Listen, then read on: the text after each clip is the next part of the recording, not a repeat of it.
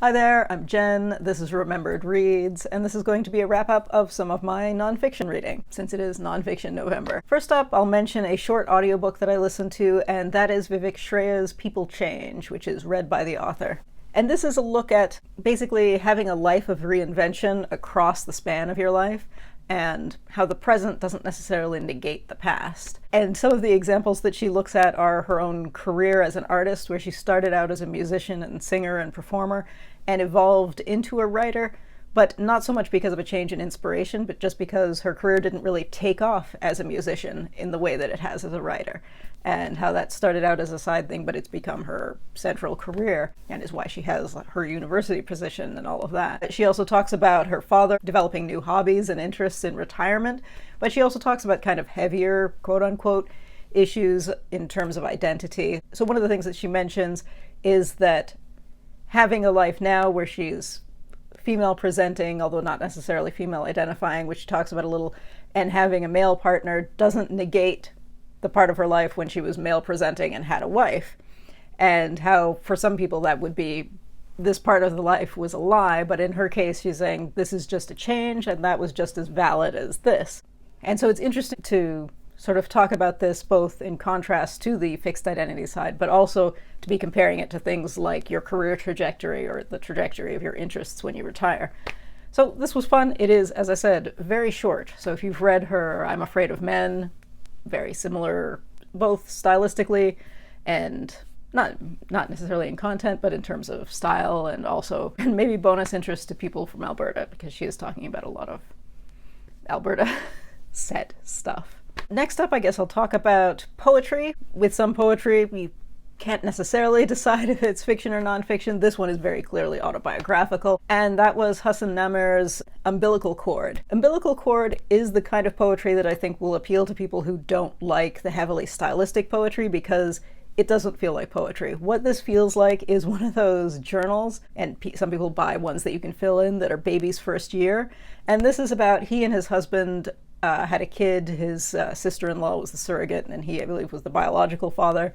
And some of it is talking to the child, some of it is talking around social relationships he had with members of his own family who sort of disowned him and sort of didn't, and conflict and things like that, but also just talking about his love for his child. Looking at the reviews of this on Goodreads, a lot of people really love this, and I think are touched by it. It was, to me, very saccharine and very much like one of those journals that somebody's writing to their baby and saying, my child is going to read this when they're 16. And realistically, I mean, their child might read that when they're 16. More likely, I think their child will enjoy reading that whenever after their parents have died, and they'll have that kind of connection. Because I feel like that's what actually happens with baby books. Your teenager probably doesn't actually want to read your sappy thoughts from the first year. Maybe. I don't know. Maybe I'm overly cynical for this kind of thing. Maybe I'm too grumpy, because as I said, a lot of people really love this. I genuinely felt like this was somebody forcing me to read their baby book that they're working on, and I just didn't care that much. If you are more into that, if you like seeing what people wrote in those baby books, or if you were a fan of the author's other work, although frankly I liked his poetry collection War Torn. I actually DNF'd God in Pink, which won a lot of awards. A lot of people do really like that. It was a little too sparse for me, but I think if you are a fan of those things, it's worth picking up just to see where he's gone in his life, because both of those are very autobiographical as well. So, this wasn't for me, but it is clearly for a lot of other people. Speaking of looking at Goodreads reviews, another thing that I read was a very practical book of the type that I don't necessarily talk about. Like I mentioned this in my TBR for Nonfiction November, but normally this is the kind of book that I read and don't, I might track it on Goodreads, but I wouldn't talk about it. But I think I will, just because there were some interesting things in the Goodreads reviews that I think are not reflective of the current edition. This is the all-new Square Foot Gardening, which is the third edition. The original versions of this, editions 1 and 2, were written by Mel Bartholomew. He has since died. He passed away in he died in 2016, and this came out afterwards, and there is a foundation, the Square Foot Gardening Foundation, and this version is written by them with a few excerpts of the earlier books that were written by him. And I would say as a guideline to gardening, how to map out your yard, how to build trellises and garden boxes and things like that. This is very practical. I appreciated that. I took notes, and I'm considering buying a copy of this to look at next spring when I'm actually doing more active gardening, because we're at the end of the season here. Looking at Goodreads, a lot of the complaints that I see about the writing in this are based on the 2 original editions and are based on Mel Bartholomew apparently writing in a very self-congratulatory, kind of smug, kind of colonialist in some ways way. And most of that, I would say maybe even all of it, is absent from this book. This has been almost completely rewritten despite being called the 3rd edition. So, I mean, I think in terms of the practical tips, in terms of building garden boxes and building trellises and using chicken wire to keep wildlife out of your garden and so forth, that is, I'm sure, all the same as the original. But in terms of the commentary and in terms of the voice that this is written in, it is not the same as those complaints that I saw. So this is definitely one where the tone has changed. I almost want to go try to find one of the older editions just to see what those look like, because when I looked on Goodreads, I couldn't believe, I thought, did we read the same book? And the more research I did, I realized, no, we actually didn't read the same book, and maybe this should have gotten a different name. Although I guess it has enough brand power that they didn't want to change the name. They wanted it to continue on that way. But it was kind of interesting to know that even though this is the 3rd edition of the same book, and in terms of the how-to guides it's the same, the voice is very different. So if you have read and not enjoyed one of the earlier editions, or if you're reading these reviews and thinking, wow, this author sounds terrible, the original author is dead and it's no longer written in his voice. So yeah, that was interesting to see. Next up, I read Catching Fire, a Translation Diary by Daniel Hahn. This was originally published online in chunks, and so the fun part of that is that reading it all at once, you get a kind of sense of what the comments must have been like, because part of each additional journal entry is Hahn talking about commentary that he got from other translators and from readers of this diary as he went along. What it is a diary of is his translation of Diamela Eltit's Never Did the Fire. And I think for anyone who's interested in the translation process, or specifically in this translation and what choices one makes, I think it's well worth picking up. There were some parts where I had questions that he never really got to. So for example, in this book, there are sections where characters are quoting bits of the Communist Manifesto, but not always correctly.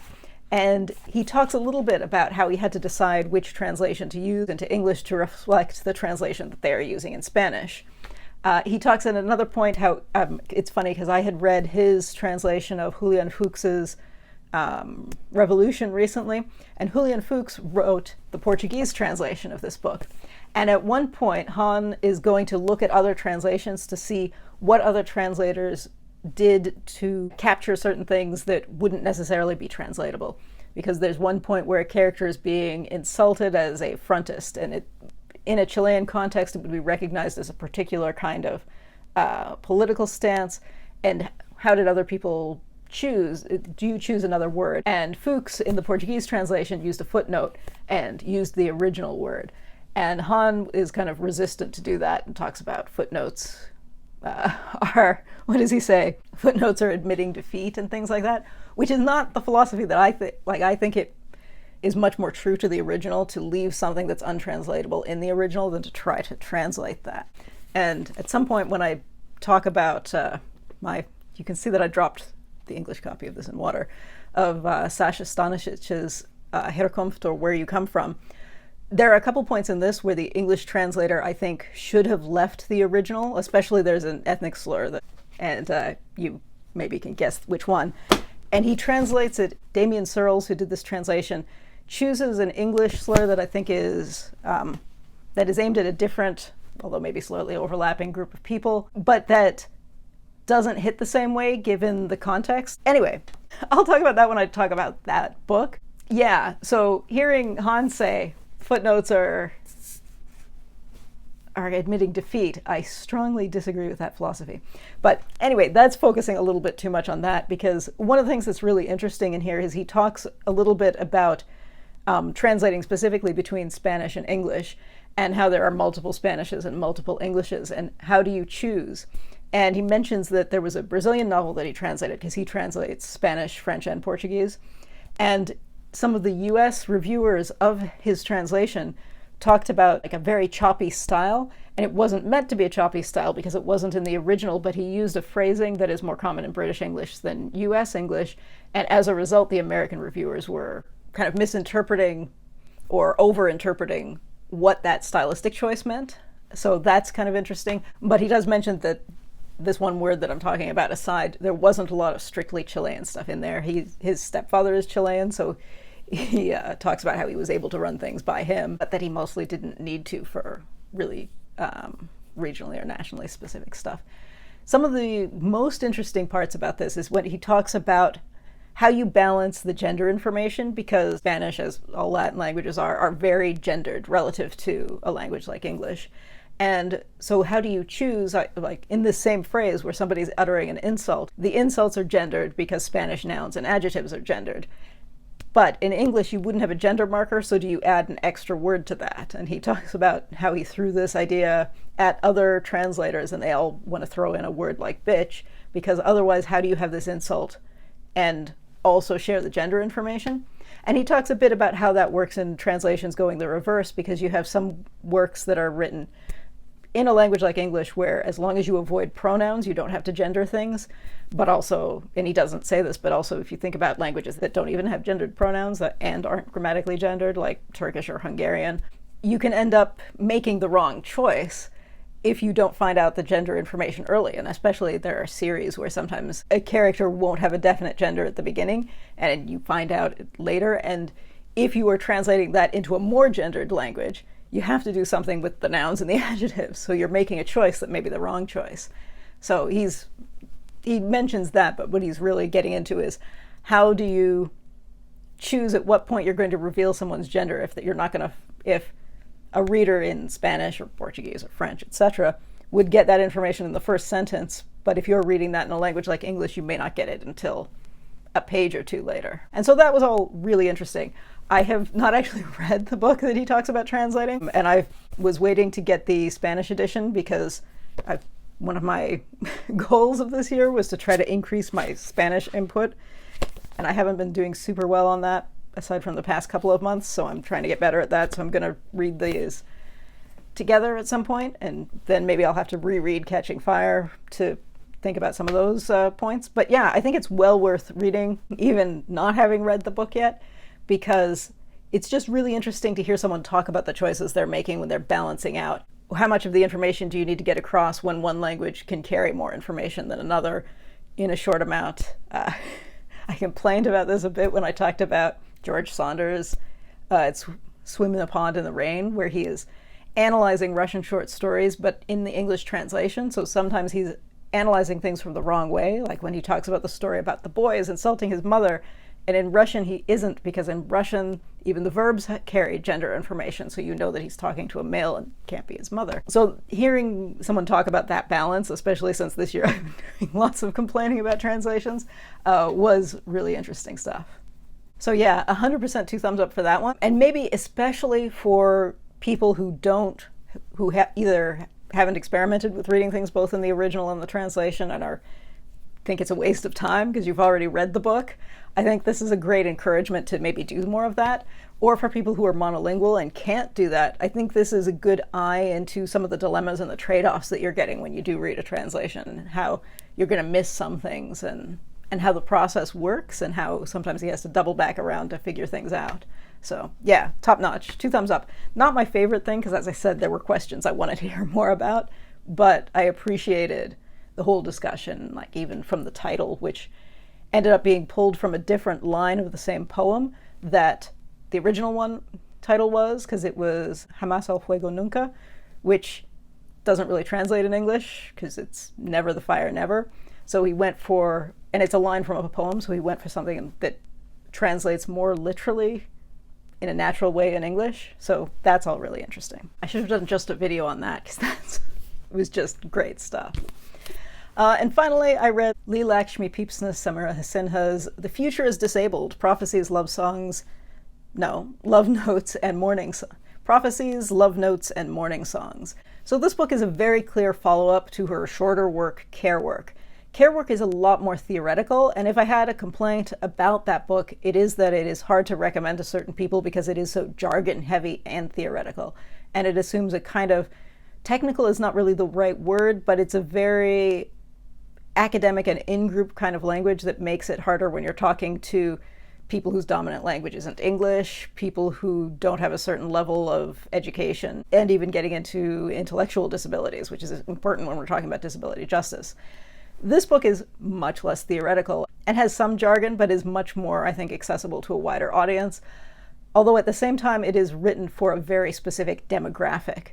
And I think there is a power to that, because a lot of writing on disability justice and disability rights and just disability culture and issues in general fall into having this 101 section that is clearly aimed at either non-disabled people or people who are just new to disability in general, which takes up a lot of space that could be spent doing other things. So she says very specifically at the beginning that she is writing this not just for a disabled audience, but maybe a multi-disabled, queer, mixed race, femme or female audience. And not in the sense that it would be excluding other readers, but in the sense that it assumes that you have a baseline understanding of her social position, and then she can talk from there without having to have the one-on-one discussion. So what this goes into, as it's kind of building out of what she talks about in Care Work, is what things look like on the ground, which is both kind of memoir-y elements where she talks about her and a friend going hiking, for example, and how this hiking spot is not accessible in the sense of, does it match whatever ADA rules, because she's living in the US. She's living in the US again now. But in the sense of how are they managing their time and their effort and their mobility restrictions in a specific set, and building on that kind of thing. So you have that kind of discussion. She also talks about seminars that she was running, because this is all written in the past 2 years. So you're looking at the pandemic and post-pandemic world, and what does that mean in terms of both accessibility and in terms of the kind of implicit eugenics that pops up when you see people in the news saying, oh, well, it's fine if the only people dying of COVID are people with pre-existing conditions. That's great.